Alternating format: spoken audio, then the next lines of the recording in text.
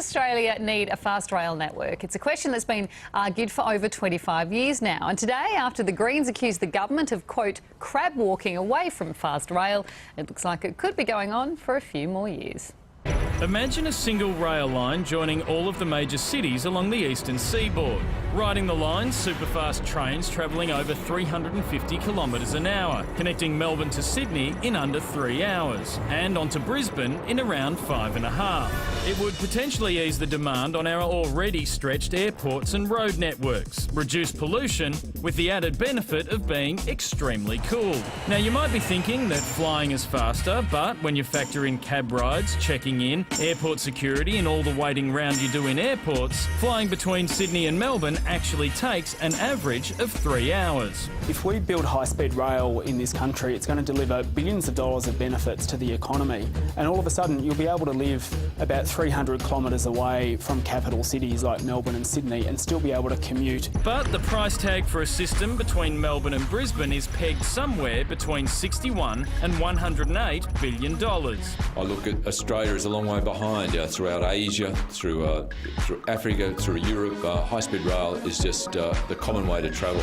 Now it seems that Labor might be backing away from the vision of fast rail that it committed to when it formed government with the Greens. The construction costs are enormous. The tunnelling is extremely expensive, significant noise impacts, and that's before we consider these significant economic costs. Hang on, a big party using the environment to fight the Greens over a major infrastructure project? We are in uncharted territory, people. Australia and Antarctica are now the only continents left without a plan for high-speed rail, and if we leave it up to Labor, I'm worried that the Penguins are going to beat us to it.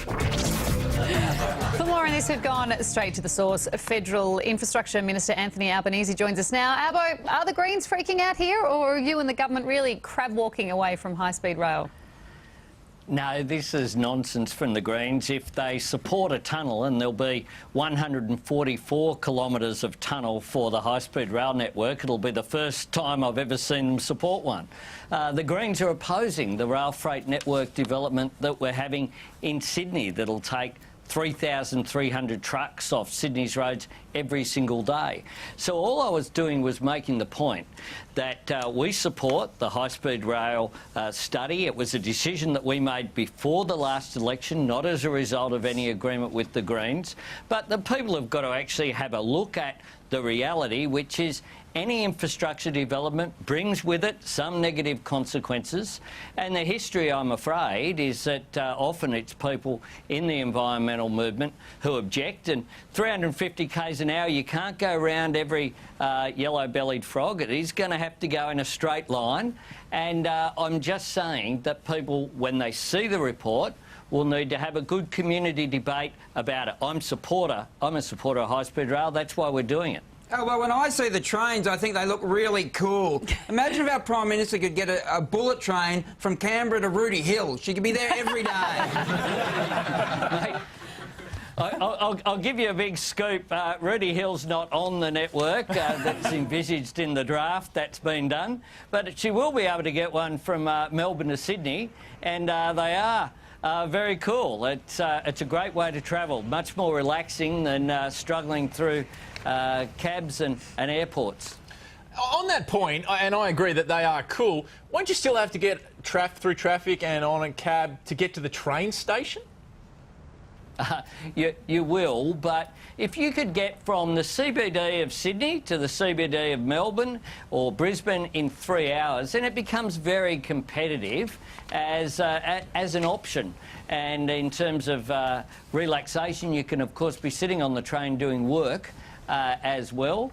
And it has been successful overseas. There's a big difference also, though, with China and these countries. You might have noticed there's a few more people in the same space that exists on the east coast of Australia, and that's why the challenge is very much harder than it is in China or in Europe. But this is about development, isn't it? It's not just about capital cities. If you link up other regional centres, they themselves become major cities, and before you know it, we are nation building and we can compete with countries like China and the United States. Oh, absolutely. One of the things that the first phase of the study has showed is that for stops such as Albury and Port Macquarie, it would bring that economic development. So together, a high-speed rail line with the national broadband network are two things that you can do that really open up the option of regional Australia not being at a disadvantage from the big capital cities. But you've also got to balance that with you can't stop too many times because that ruins the whole point of high-speed rail, becomes not so high-speed rail. But Albo, you can still include Rooty Hill, all right? So just remember that. It's a possibility. Not glorifying that as a response at all. Fair enough. Fair enough, Albo. Fair enough. Thanks for joining us tonight, Anthony. Appreciate your time. Good to be with you.